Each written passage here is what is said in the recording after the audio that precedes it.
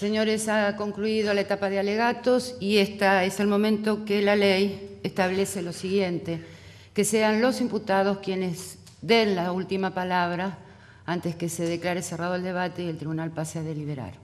Por lo tanto, con cada uno de ustedes, les recuerdo que el tribunal ha establecido hasta media hora de tiempo para las últimas palabras, para que digan, si es que creen conveniente y necesario, todo aquello que no hayan expresado durante este debate. Señor Jorge Rafael Videla, pase.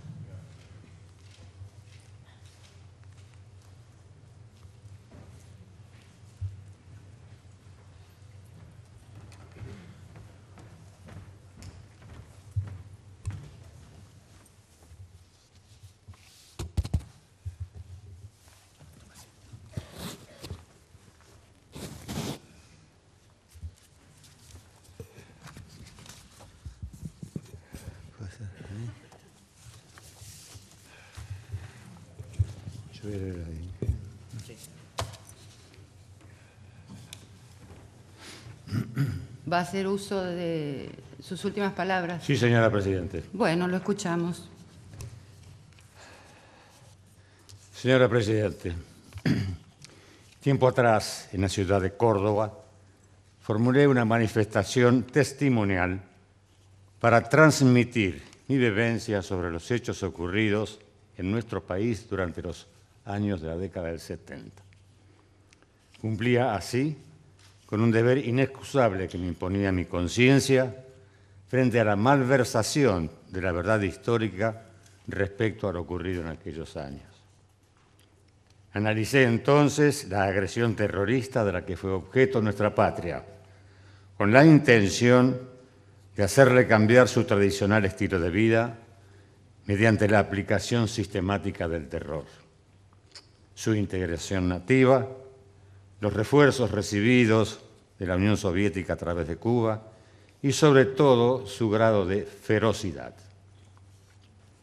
En cuanto a la violencia desatada por el agresor, no está de más recordar lo expresado por The Times de Londres en un artículo reproducido por el diario La Nación de Buenos Aires de fecha 2 de diciembre de 1977, en el que decía, abro la cita,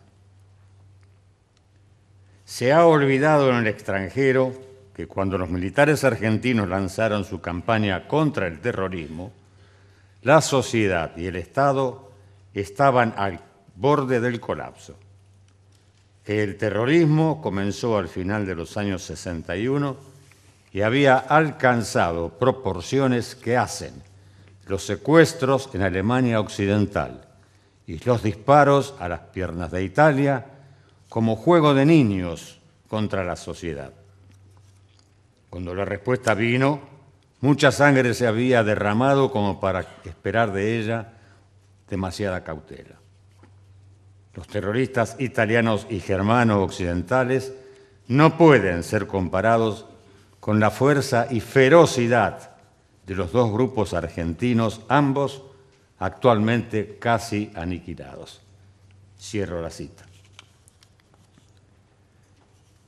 Se cumplía, a mi juicio, así con la consigna del Che Guevara, cuando decía que era preciso, por encima de todo, mantener vivo el odio intransigente al enemigo, odio capaz de llevar al hombre más allá de sus límites naturales y transformarlo en una fría, selectiva, violenta y eficaz máquina de matar. Me pregunto, ¿conocerán este detalle quienes con ignorante orgullo lucen la figura de este nefasto personaje en tatuajes y remeras? Lo que es peor, los que instalan su insultante rostro en un salón destacado de la Casa Rosada, o los que imponen su biografía edulcorada con dibujos infantiles para ser usada como texto obligatorio en la enseñanza primaria.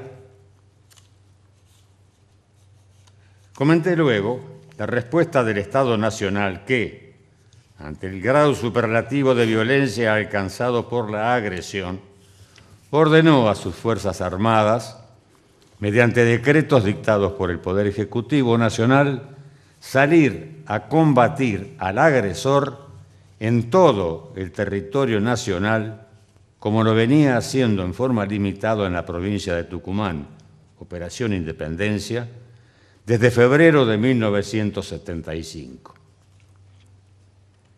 Manifesté entonces que a mediados de la década del 70, la República Argentina hubo de afrontar, de hecho y de derecho, un conflicto bélico interno, irregular en sus formas, de carácter revolucionario, con profunda raíz ideológica y alentado desde el exterior.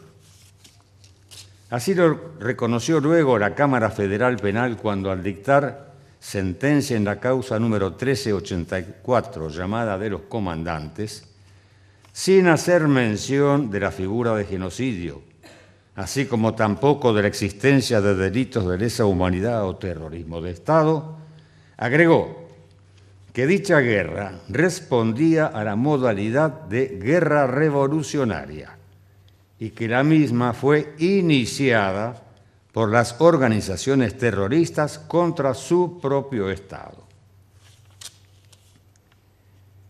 Encuadrada en el marco del conflicto antes descrito en forma sucinta, expuse en mi declaración indagatoria que la existencia de un plan sistemático para la sustracción de menores era una falacia, simplemente porque el mismo no existió.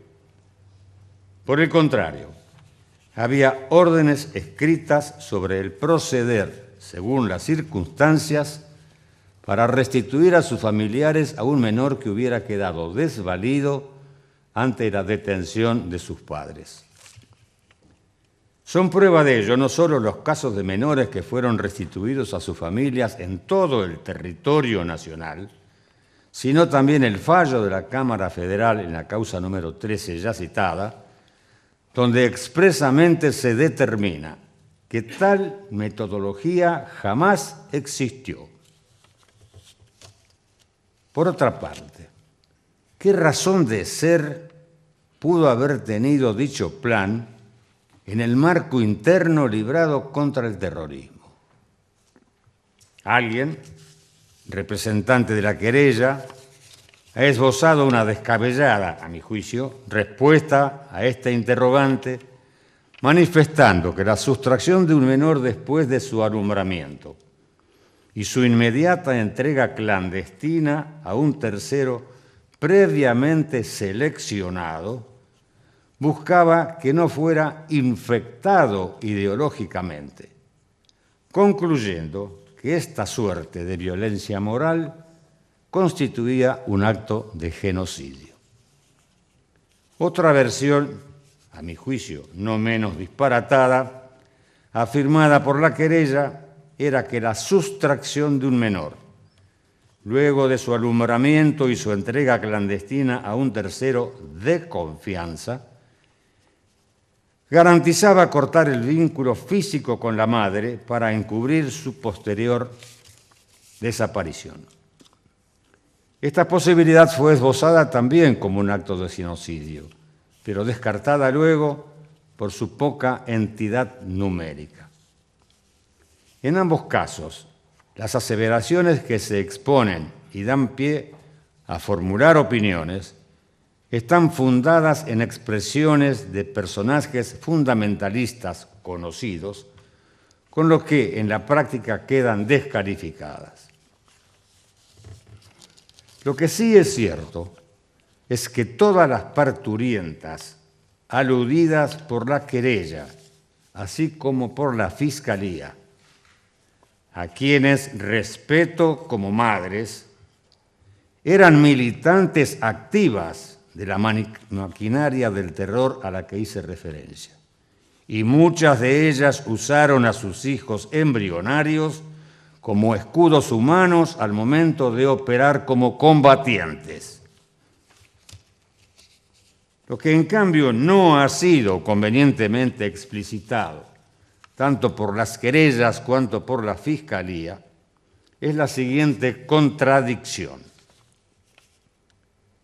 De haber existido un plan sistemático para la sustracción de menores, supuestamente ordenado por la autoridad máxima del Estado, circunstancia que le concedía el carácter de totalizador, ¿por qué sus consecuencias se pusieron de manifiesto solamente en la capital federal y parte del Gran Buenos Aires? ¿O será que en realidad no hubo un plan sistemático, por lo tanto totalizador? Y sí existieron, en cambio, acciones autónomas y asistemáticas. La respuesta a este interrogante corre por cuenta del tribunal. Si la sustracción de un menor tuvo lugar, ello no respondió a una orden ni a una convalidación implícita de cualquier índole encuadrada en un plan sistemático emanado de los mandos superiores de las Fuerzas Armadas en los años de la guerra antiterrorista.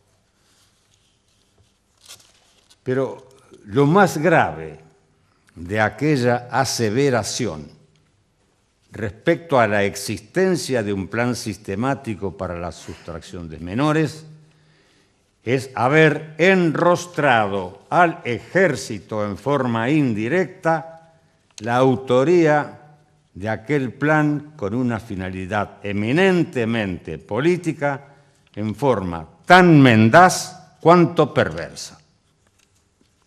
Es mi deseo, señora Presidente, en este momento reivindicar al ejército argentino, institución señera de la República, de quien tuviera el honor de ser su comandante, respecto a este agravio que se le infiere en forma tan irracional como gratuita. Señores jueces, reitero que ustedes no son mis jueces naturales y que los hechos que se investigan en este proceso constituyen cosa juzgada. Además, en mi carácter de preso político, deseo manifestar lo siguiente. Enmarcado en un prolijo encuadramiento formal, este juicio amenaza con convertirse en una farsa para satisfacer una decisión política de quienes nos gobiernan. Farsa que, para ser interpretada, requiere de condiciones histriónicas que yo no poseo. Por ello me he abstenido de alegar en una defensa que, a mi juicio, no guarda sentido. Por otra parte, con este enjuiciamiento, desconociendo las garantías del debido proceso, entre otras la cosa juzgada y la irretroactividad de la ley penal, se pretende que a través de la sentencia que vayan a dictar, homologuen una decisión política adoptada con sentido de revancha por quienes, después de ser militarmente derrotados, se encuentran hoy ocupando los más diversos cargos del Estado.